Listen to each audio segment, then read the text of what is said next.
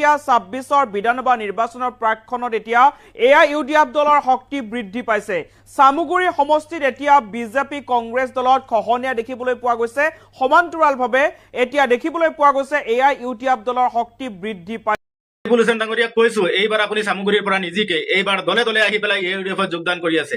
আপোনাক ইমান বছৰ আমাৰ মৌলানা বদৰুদ্দিন সাহেব আৰু AIUDF দলে সাপোৰ্ট কৰাৰ কাৰণে আপুনি সামুগুৰিৰ পৰা জিকি আছিলে, কিন্তু এইবাৰ আৰু আপোনাক সেইটো চান্স দিয়া নহব। আপোনাৰ আমি নিজে জিকিম, এইবাৰ AIUDF দলে নিজে জিকিব, কিন্তু আপোনাক সামুগুৰিৰ পৰা এইবাৰ উলিয়াই দিয়া হ'ব।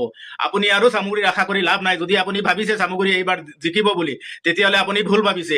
এইবাৰ সামুগুৰিৰ পৰা ইনশাআল্লাহ AIUDF দলে বহু ভোটত জিকিব আৰু আপোনাক AIUDF দলে ইয়াৰ পৰা খেদি পঠিয়াব, কাৰণ আপুনি ৰাইজৰ হকে একো কাম কৰা নাই। ৰাইজে নিজে নিজে আহি পেলাই AIUDFত যোগদান কৰি আছে। বন্ধুসকল, আপোনালোকে ইয়াতে ভিডিঅ'টো লগাই দিম, আপোনালোকে সম্পূৰ্ণ ভিডিঅ'টো চাব কেনেকে ৰাইজে আহি পেলাই AIUDF দলত যোগদান কৰি আছে।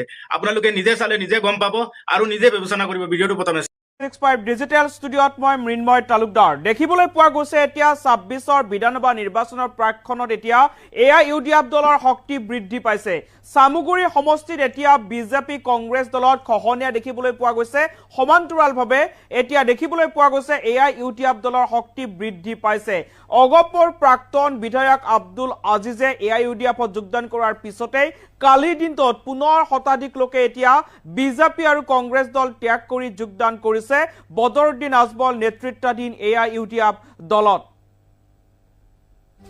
জনাইছোয়া যোগদান কৰিছে বদৰুদ্দিন আজমলৰ AIUDF দলত। দেওবাৰে 5 শতাধিক সমৰ্থকক লগত লৈ অগপৰ প্ৰাক্তন বিধায়কে যোগদান কৰিছিল AIUDFত। AIUDFত যোগদানৰ পিছতেই সামুগুৰি সমষ্টিত এতিয়া দেখিবলৈ পোৱা গৈছে ৰাজনৈতিক পথ পৰিৱৰ্তন। আব্দুল আজিজৰ বাসগৃহত উপস্থিত হৈ যোগদান কৰিছে AIUDF দলত। প্ৰায় 5 শতাধিক লোকে এতিয়া বদৰুদ্দিন আজমলৰ দলত যোগদান কৰিছে। আব্দুল আজিজৰ বাসগৃহত উপস্থিত হৈ এতিয়া দেখিবলৈ পোৱা গৈছে AIUDF দলৰ বৃহৎ যোগদান কাৰ্যসূচী। গাঁও পঞ্চায়তৰ প্ৰাক্তন সভাপতি নিজামুদ্দিনৰ সৈতে 2 শতাধিক লোকৰ AIUDFত যোগদান। দেওবাৰে আনুষ্ঠানিকভাৱে AIUDFত যোগদান কৰিছিল অগপৰ প্ৰাক্তন বিধায়ক আব্দুল আজিজে।